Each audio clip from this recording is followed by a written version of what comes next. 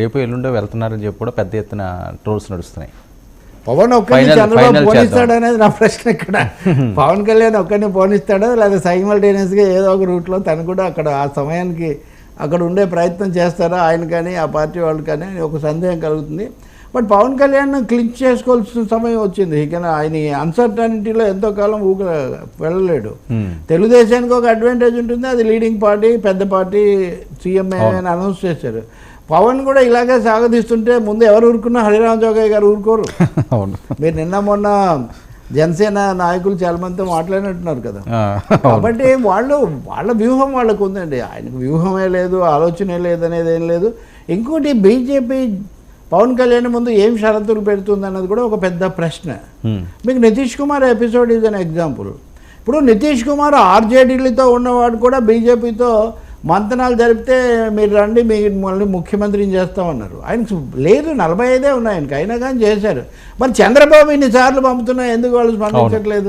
ఇదో పెద్ద చర్చ నడుస్తుంది. అంతే కదా, నితీష్ కుమార్కి అనుమతి ఇచ్చి ఆయన చేర్చుకున్న వాళ్ళు, పైగా చంద్రబాబు రికార్డును బ్రేక్ చేసిన వాడు ఎవరైనా ఉంటే నితీష్ ఒకడే. ఏది ఈ పార్టీలు అటు ఇటు బీజేపీ నుంచి దూరమై దగ్గర దూరమై సినిమా ట్విస్టుల్లాగా నడిచింది. మరి ఆయనకు అవకాశం ఇచ్చి చంద్రబాబుకి ఎందుకు ఇవ్వట్లేదు అంటే వాళ్ళు దేర్ ఇన్ 2 మైండ్స్. వాళ్ళు ఇంకా నిర్ణయించుకోలేదు చంద్రబాబుతో మనం అవకాశం ఇద్దామా వద్దా అన్న అంశం తేల్చుకోలేదు. దీనికి షర్మిల కాంగ్రెస్ యాంగిల్ ఒకటి యాడ్ చేస్తున్నారు చంద్రబాబు క్యాంపుకు సంబంధించిన వాళ్ళు. అదేంటంటే షర్మిల వస్తే జగన్ను ఎంబరాస్ చేయొచ్చు, వ్యతిరేకంగా ఇబ్బందులు పెట్టవచ్చు, నెగిటివ్ ఫ్యాక్టర్ అదంతా అనుకున్నారు. కానీ షర్మిల ఆమె యాక్టివ్ కదా, కొంచెం డైనమిక్. ఆమె వచ్చి ప్రచారాలు ఇవన్నీ కూడా మొదలు పెట్టేసరికి కాంగ్రెస్ పార్టీ కోరుకోవడం, కాంగ్రెస్ పార్టీలోకి వెళ్ళడం ఇదంతా వచ్చింది.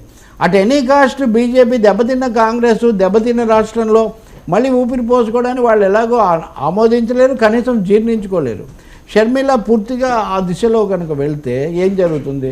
అందుకే షర్మిల రంగంలోకి వచ్చిన తర్వాత సభల్లో చెల్లికి అన్యాయం చేసామన్న ఒక్క మాట మినహాయిస్తే మీరు చంద్రబాబు నుంచి, పవన్ కళ్యాణ్ నుంచి ఇంకెలాంటి ప్రోత్సాహక వాక్యాలు మీరు వినరు.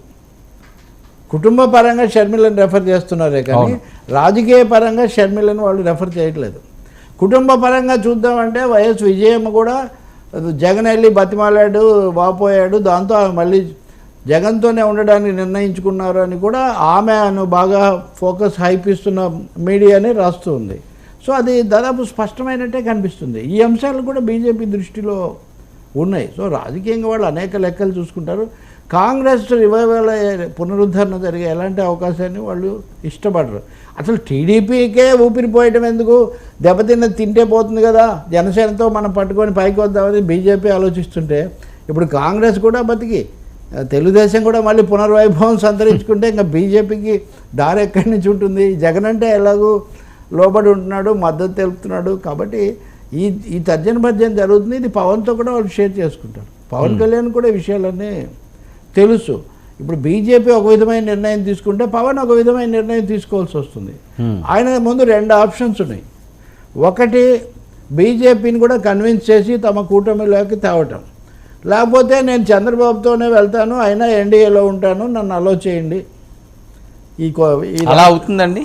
అదే తేల్చుకోవాలి. ఇప్పుడు పవన్ ఢిల్లీ వెళ్తే తేల్చుకోవాల్సింది అదే. ఈ 2 ఆప్షన్స్లో నేను ఇద్దరితో కూడా అక్కడ టీడీపీలో ఉన్నా ఎన్డీఏతో ఉంటాను, మోదీ అంటే నాకు గౌరవం, మీ పాలసీస్ మద్దతు ఇస్తాను అని చెప్పి వాళ్ళని ఒప్పించాలి. వాళ్ళే ఇక్కడికి వస్తే కనుక అప్పుడు తను జూనియర్ పార్ట్నర్గా మారిపోతాడు. టీడీపీ, జనసేన,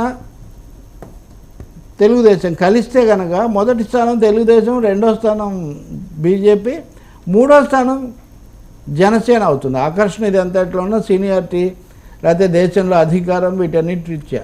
ఇంకో కీలకమైన అంశం సీట్ల అంశంలో సార్, ఇప్పుడు జనసేన, బీజేపీ, తెలుగుదేశం ఇంకొక పాయింట్ చెప్పి మీ దగ్గరికి వస్తాను ప్లీజ్. ఈ నితీష్ కుమార్ ఎపిసోడ్ తర్వాత పరిశీలకులందరూ గమనించిన అంశం ఒకటి, ఎవరితో నా పొత్తు పెట్టుకుంటే ఇంకా వాళ్ళ పెత్తనమే అలౌ చేస్తామనే స్థితిలో బీజేపీ ఇప్పుడు లేదు. గతంలో ఉంది. ఉదాహరణకు నితీష్ 2వసారి గెలిచినప్పుడే 2020లో వాళ్ళు ఆయనకి ఇష్టం లేని వాళ్ళను ఉప ముఖ్యమంత్రులుగా పెట్టారు. ఆయన పోవడానికి అదొక రీజన్. ఇప్పుడు కూడా ఎవరైతే శాసనసభలో నితీష్ కుమార్ను దడదడలాడించాడో ఆయన్ను ఉప ముఖ్యమంత్రిగా పెడుతున్నారు. సో ఇప్పుడు ఎవరితో పొత్తు పెట్టుకున్నా it must be under our control అనే ఒక కండిషన్ బీజేపీ యాడ్ చేస్తుంది. Conditions apply. ఇప్పుడు ఈ కండిషన్స్కు చంద్రబాబు నాయుడు కూడా పూర్తిగా తలొంచి ఒప్పుకుంటే జగన్ ఒప్పుకోవచ్చు, ఆయన first time chief minister, young leader, కేసులు, ఈ సమస్యలు. చంద్రబాబు ఒప్పుకోవాలి. చంద్రబాబు ఇంకంత లోబడిపోయిన తర్వాత జనసేన భవిష్యత్తు ఆ సమస్యలు కూడా వస్తాయి.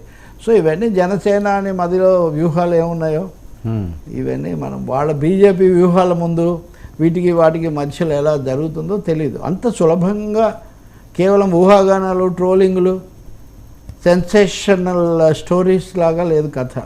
స్ట్రాటజిక్ ఫైట్ నడుస్తుంది ఆంధ్రప్రదేశ్లో. ఒక వ్యూహాత్మకమైన యుద్ధం జరుగుతుంది.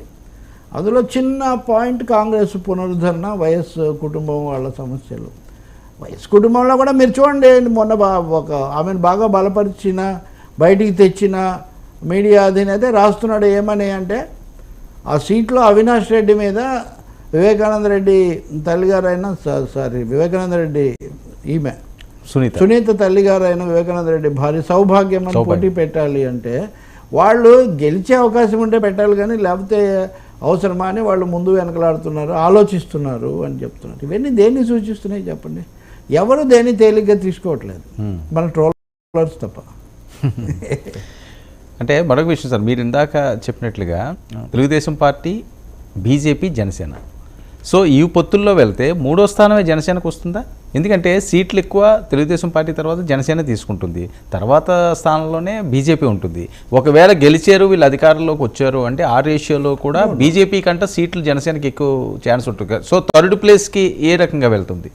నేనంటుంది రాజకీయ ప్రాబల్యం రీత్యా, అధికార వ్యవస్థ రీత్యా, అలాగే 2 సార్లు కేంద్రంలో ప్రభుత్వం నడిపినటువంటి బీజేపీ. ఇప్పుడు ఎన్డీఏ కూటమిలో పవన్ కళ్యాణ్ సీనియర్ భాగస్వామి, జూనియర్ భాగస్వామి?